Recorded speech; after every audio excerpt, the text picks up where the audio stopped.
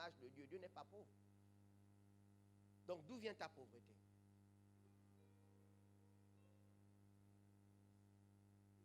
D'où vient la pauvreté de la graine? Parce qu'elle est posée sur le paillasson de la cuisine.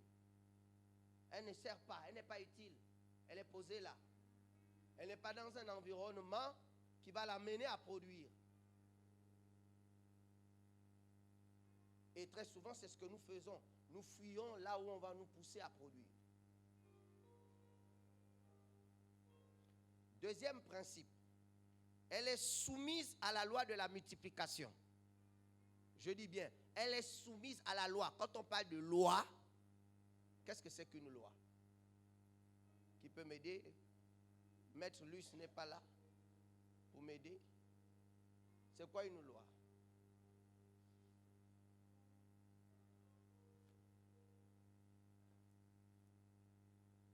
L'obligation.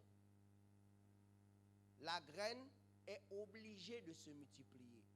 C'est sa nature. C'est sa nature. Elle est obligée de se multiplier. C'est sa nature. Vous ne pouvez rien faire. Dès que vous la mettez dans les conditions, elle manifeste sa multiplication. Tu avais une graine de maïs. Maintenant, tu as un champ de maïs avec une graine.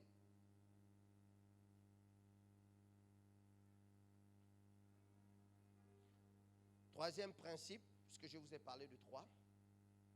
Sa productivité et son efficacité se trouvent dans sa mort. Sa productivité et son efficacité se trouvent dans sa mort. Cette femme a dit, si je te donne le seul gâteau là, mais moi, mon enfant et moi, on est morts. Oui, donne, vous allez mourir. Elle ne savait pas qu'elle venait de déclencher la clé là. Dieu cherche toujours à vous tuer pour vous produire. C'est pourquoi, quand on vous demande, vous avez l'impression qu'on ne vous aime pas. Vous voyez? Vous avez l'impression qu'on ne vous aime pas. Alors que non, on veut vous tuer. Et oui, un vrai berger fait quoi? Il tue ses moutons pour les manger? Oui ou non? Voilà. Tu ne peux pas être berger et tu n'as pas un couteau pour égorger. Ce n'est pas possible. Est-ce que vous comprenez? Bon, ok. Je vais arriver là-bas. Je vous ai parlé des 3 principes, maintenant je vais les décortiquer. On commence par le premier. C'était quoi le premier? Allons-y dans Genèse. Genèse 1, verset 11 à 13. Genèse 1, verset 11 à 13. Puis Dieu dit que la terre produise de la verdure. Puis Dieu dit que la terre produise de la verdure. Je vous accorde encore, parenthèse, des richesses, des clés. C'est gratuit pour vous. Il y a 3 éléments dans l'univers qui créent. 3, juste 3. La parole, la terre et l'eau. Ce sont les 3 éléments qui créent. La parole, la terre et l'eau. Quand vous lisez tout Genèse 1, vous allez voir que Dieu dit que la lumière soit et la lumière fut. Et ensuite, après, il va demander à ce que l'eau se sépare en 2. Et puis il va avoir l'eau en haut, il va avoir l'eau en bas, et il met l'étendue au milieu qu'on appelle ciel. Donc il y a 2 eaux. Il y a l'eau en bas et l'eau en haut. Et puis Dieu dit que l'eau qui est en bas se sépare et que le sec paraisse. Donc la terre sort qui était recouverte de l'eau. Et là, il s'adresse à la terre et il dit que la terre produise. Donc qui produit, c'est la terre, ce n'est pas lui. La terre est créatrice, mais au son de la voix. C'est-à-dire la terre ne produit que ce qu'on lui a dit de faire. C'est lui qui produit. Mais il ne peut pas produire en dehors de ce qu'on lui a demandé de faire. Donc apprenez à parler à la terre comme vos parents parlent à la terre avec le vin.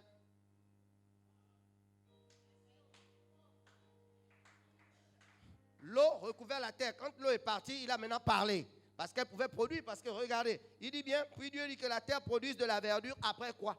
Que qu'il y ait l'eau, sépare. Donc, elle avait déjà bu l'eau. Il donne, maintenant elle parle. La terre ne te coûtera pas si tu ne lui donnes pas de quoi boire d'abord. Parce que quand elle ouvre la bouche pour boire, elle a ouvert la bouche. Et comme elle a ouvert la bouche, tu peux mettre la main sur ses trésors. Puis Dieu dit que la terre produise de la verdure, de l'herbe portant de la semence, des arbres fruitiers donnant du fruit selon leur espèce, ayant en eux leur semence sur la terre, et cela fut ainsi. La terre produisit. Quand on dit produisit, la terre est producteur. De l'herbe, de la verdure, portant de la semence selon son espèce, et des arbres donnant du fruit, ayant en eux leur semence selon leur espèce. Dieu vit que cela était bon, ainsi il y eut un soir, et il y eut un matin, ce fut le 3e jour. Est-ce qu'on peut lire le verset 14? Dieu dit qu'il y ait des luminaires dans l'étendue du ciel pour séparer le jour d'avec la nuit, que ce soit des signes pour marquer les époques, les jours et les années. Pourquoi là, il n'a pas dit produit? Et puis, comment ça fait pour apparaître? Je vais vous montrer quelque chose. La suite dit quoi? C'est qu'ils servent de luminaire dans l'étendue du ciel pour éclairer la terre, et cela fut ainsi. Il a créé quoi là? Il a créé le ciel, le soleil, la lune et les étoiles. On est d'accord?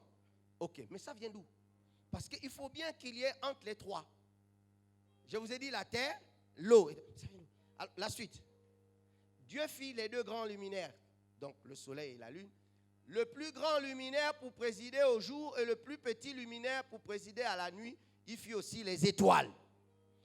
Mais pour les faire, il a demandé à l'étendue. C'est pas ce qui s'est passé. Il a dit que l'étendue produise. Non. La Bible dit que Dieu fit. Il a parlé. Continue. Dieu les plaça dans l'étendue du ciel pour éclairer la terre. Continue. Pour présider au jour. Continue. Continue. Dieu dit que les... Non, reviens. Dieu dit que les eaux produisent. Avant, c'était la terre. Et là, il dit que les eaux produisent. Parce qu'en réalité, je vous ai dit qu'il y avait l'eau en bas. Et il y avait l'eau en haut. L'eau en haut vient d'où? De l'eau en bas. Parce qu'il y avait l'eau, l'eau a produit le soleil. L'eau a produit la lune. L'eau a produit les étoiles. Donc, sans l'eau, sans la terre, sans la parole, il n'y a aucune productivité. Maintenant que tu as compris que tu es une graine et qu'une graine porte la sémence, nous pouvons poursuivre. 2. Elle est soumise à la loi de la multiplication. Ça veut dire que tu es condamné à te multiplier. Si tu ne te multiplies pas, c'est que tu t'es pas mis dans les conditions de la multiplication. Mais ce n'est pas parce que tu ne te multiplies pas que tu n'es pas capable de te multiplier. Dieu a déjà réglé le problème par ta constitution. Il faut simplement chercher ton environnement qui va favoriser ton éclosion et ta multiplication. Lisons Matthieu 13, versets 31 à 32. Matthieu 13, versets 31 à 32. Il leur proposa une autre parabole. Et il dit, le royaume des cieux est semblable à un grain de sénévé. Vous voyez, on parle tous les jours du royaume des cieux. Alléluia. Et c'est intéressant, hein? Royaume des cieux, ce n'est pas royaume du ciel. Cieux. C-I-E-U-X. Cieux veut dire le surnaturel. C'est l'autre côté de la barrière de ce que tu vois. On parle des cieux, on ne parle pas du ciel. Et on te dit, il leur proposait une autre parabole et il dit, le royaume des cieux est semblable à un grain de sénévé qu'un homme a pris et semé dans son champ. C'est la plus petite de toutes les semences, mais quand il a poussé, il est plus grand que les légumes et devient un arbre de sorte que les oiseaux du ciel viennent habiter dans ses branches. Les oiseaux du ciel, la populace. Les oiseaux, ce sont les bénédictions. Et tu deviens cet arbre Pourquoi les oiseaux viennent? Parce qu'ils ont de quoi picorer. On dit toujours que le riche a beaucoup d'amis. Donc deviens riche. Alléluia. Et quand je parle de richesse, ce n'est pas seulement l'argent. J'ai des gens riches qui n'ont pas d'argent, mais qui m'enrichissent par leur réseau de relations. J'ai des gens riches qui n'ont pas d'argent, mais qui m'enrichissent par leur capacité d'avoir l'information. Est-ce que vous comprenez? Être riche, c'est de maîtriser un domaine que d'autres ne maîtrisent pas, mais qui est utile pour la société. Donc ne pensez pas que c'est seulement l'argent. Vous vous trompez si vous pensez que la richesse, c'est seulement avoir beaucoup d'argent. Il y a des gens qui n'ont pas beaucoup d'argent, mais ils sont riches. Et ils sont respectés pour ce qu'ils sont. Quand on a besoin de quelque chose qui tourne autour de ce qu'ils sont, on les appelle toujours. Vous voyez? Vous allez par exemple, à l'époque, les rois, on parlait le bouffon du roi. Vous vous moquez de lui, bouffon, mais lui, il voit le roi tous les jours. Toi, tu ne le vois pas. Mais pourquoi il ne le voit pas? Parce qu'il est riche en bouffonnerie. Et ça fait rire le roi. Parce que le roi en a besoin. Oh! S'il n'était pas bouffon, il n'allait pas être là. Dieu a tout créé. Le roi a besoin de rire. Il a besoin des choses qu'il veut. Donc, voilà quelqu'un qui il est bouffon.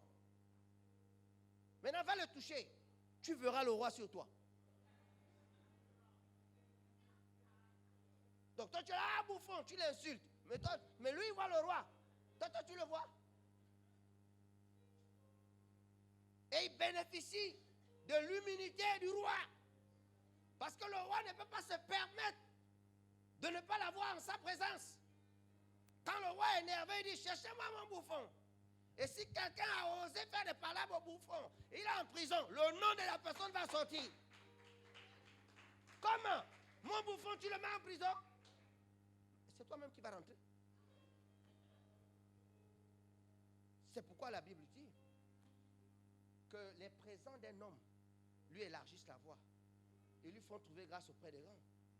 Vous voulez être à côté d'un grand? Il faut avoir de quoi dont il a besoin. Le grand a besoin de quoi? Tu as ça, mets ça à sa disposition. Tu ne quitteras jamais sa présence. Il pensera toujours à toi. Toi, tu veux toujours qu'on t'appelle. Tu as quoi?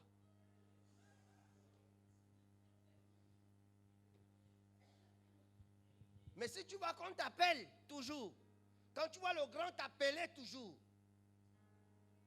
c'est que tu as quelque chose. Et les gens qui sont autour de moi, mais toi, un petit comme toi là, pourquoi le grand t'appelle? Laisse, c'est toi qui vois petit. Mais j'ai dans ma petitesse, j'ai quelque chose que le roi suit.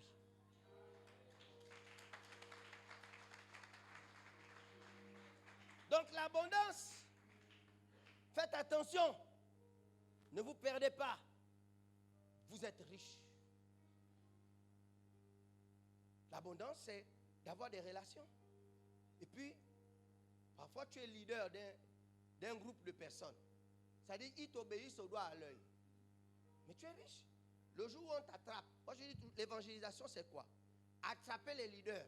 N'attrapez pas l'équipe. Parce que si tu attrapes l'équipe, quand le leader va dire, hey! Il va obéir, il va repartir. Mais si tu attrapes le leader, et le leader dit, allez, tout le monde à l'église, tout le monde aussi va venir à l'église.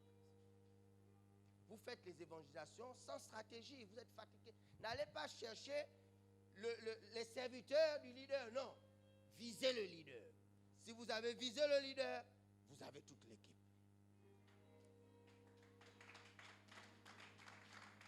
Ton acclamation me dérange.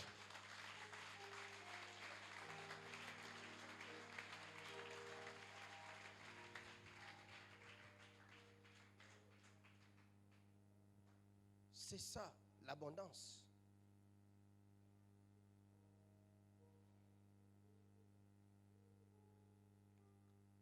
Sa productivité et son efficacité se trouvent dans sa mort. Alors, c'est là, à ce moment, que l'on parle de faire son culte. En réalité, les catholiques ont compris quelque chose que nous ne comprenons pas. Tout leur temple est bâti sur des tombes. Des morts. Vous priez, là où vous êtes assis là, vos pieds sont sur des tombes. Il y a des cadavres. C'est peut-être vos églises catholiques d'ici qui vont doucement, à part l'autel. Mais j'ai été en Espagne. Je suis rentré dans les cathédrales. Là où tu t'assois, c'est des tombes, c'est un cimetière.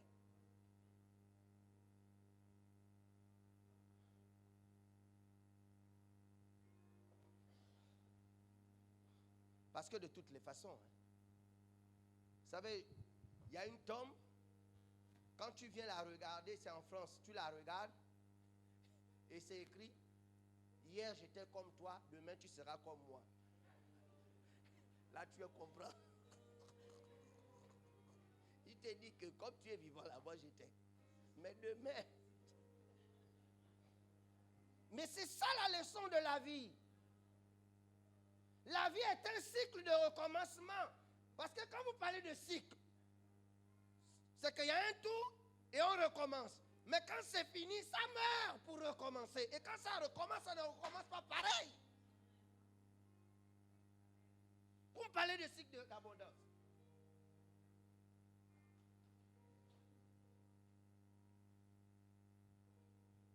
Quand tu as fini de faire un tour, il faut mourir.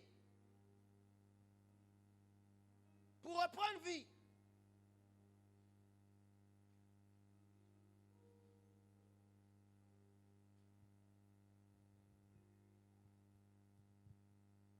Et c'est pour ça qu'on parle de culte. Le culte, c'est la pratique de la mort. C'est un lieu funéraire.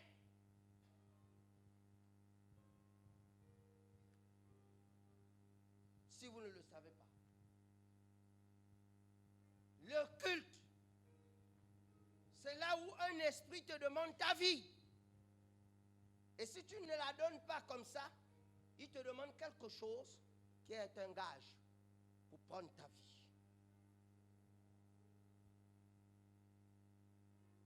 Romains 12, verset 1. Je vous exhorte par les compassions de Dieu à offrir vos corps comme un sacrifice. C'est-à-dire à la mort. À offrir vos corps comme un sacrifice saint et agréable à Dieu, ce qui sera de votre part un culte raisonnable. Donc tu ne fais pas de culte raisonnable si tu es vivant. Il faut mourir.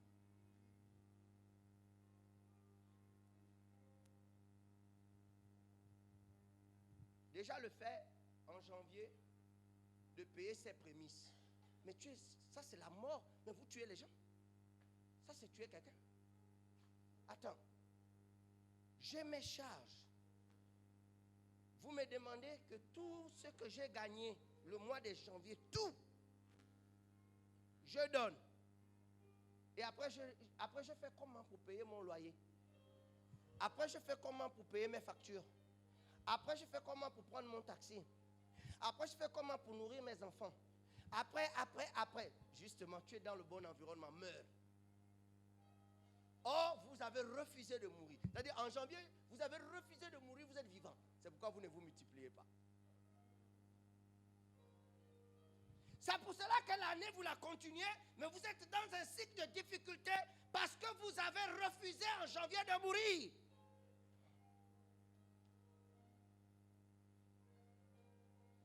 Je vous ai dit qu'il y a 3 principes de la graine. Le premier, il porte une semence. Le deuxième principe, il se multiplie. Le troisième principe, il faut mourir. Si tu ne meurs pas, ta semence ne peut pas éclore. Et quand elle a éclos, elle peut maintenant se multiplier parce que c'est naturel. Tu n'as pas d'effort à faire. C'est inscrit dans son ADN, si je puis m'exprimer ainsi.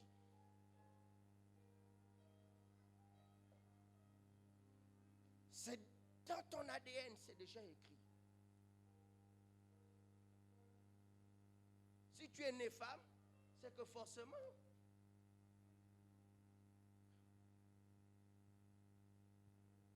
tu peux te multiplier. Si tu es né homme, forcément tu peux te multiplier.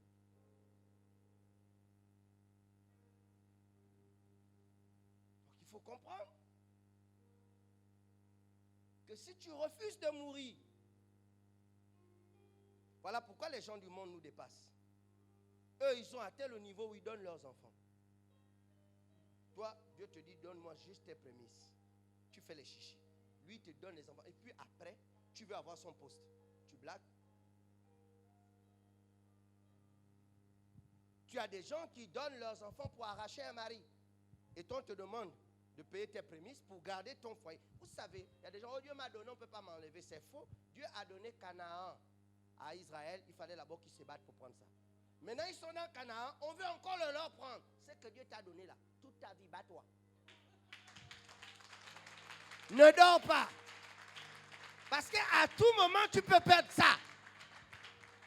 Ne te réfugie pas sur le fait que moi, c'est Dieu qui m'a donné. Ce que Dieu te donne, tu peux le perdre. Il y a toujours des gens qui guettent pour prendre.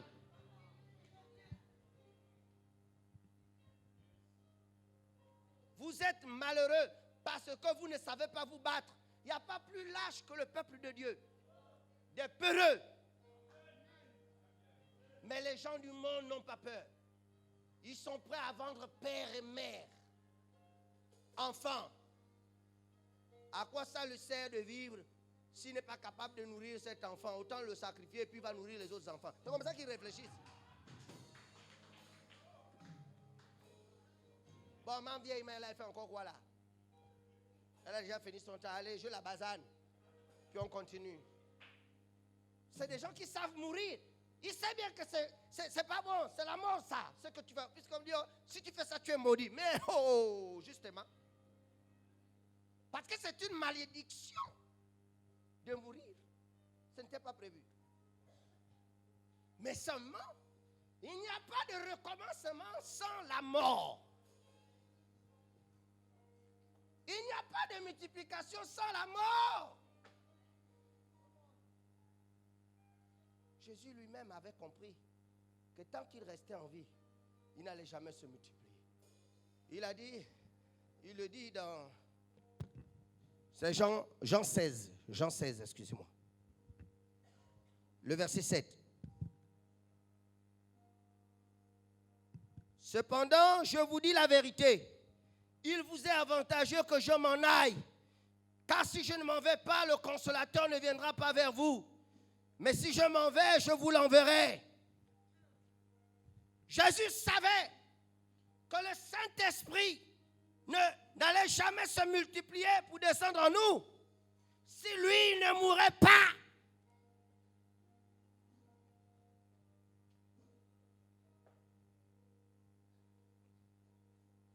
Dans Jean 12, versets 24 à 25, en vérité, je vous le dis, si le grain de blé qui est tombé en terre ne meurt, il reste seul. Voilà votre problème. Ce n'est pas quelqu'un qui vous maudit. Laissez le grand-père du village. Laissez-les. Arrêtez avec vos églises qui passent le temps à condamner vos familles. Tu as refusé de mourir, tu es resté seul.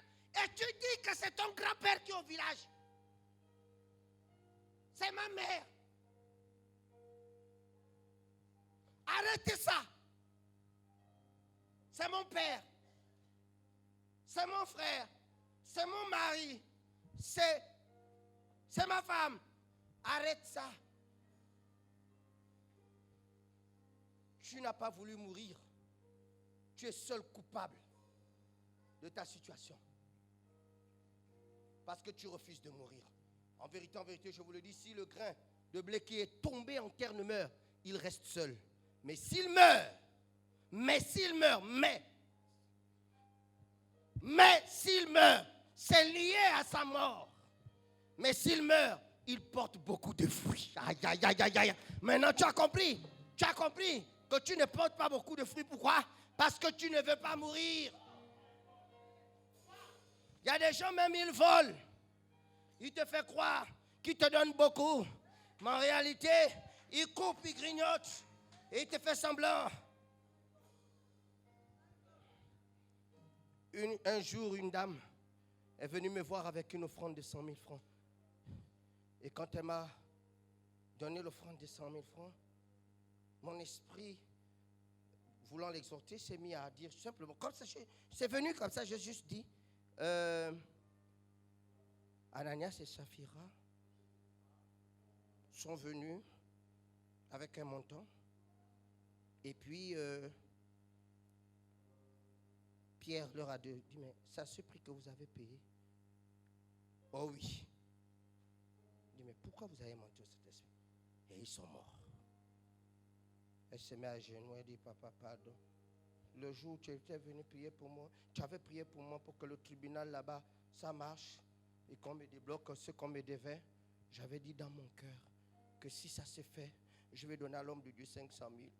Mais quand l'argent est sorti, j'ai fait aujourd'hui. Je me suis dit quand même que je venais de donner ça. J'ai dit, je ne savais même pas. Vous voyez, elle ne m'a même pas dit. Je ne savais pas. Ma bouche a parlé seule. Parce que celui à qui elle a fait le vœu, pour moi, connaît le mensonge que tu es venu donner. C'est pas moi. Tu me donnes, je prends. Mais sauf que je ne sais pas. Et ça ne produit pas. Parce que ce n'est pas une vraie semence. Mais j'ai déjà mangé dans le mariage, le coutume. On dit que c'était pas ça. Mais le boa ne vomit pas ce qu'il a avalé. Mais tu reviens et tu donnes bien.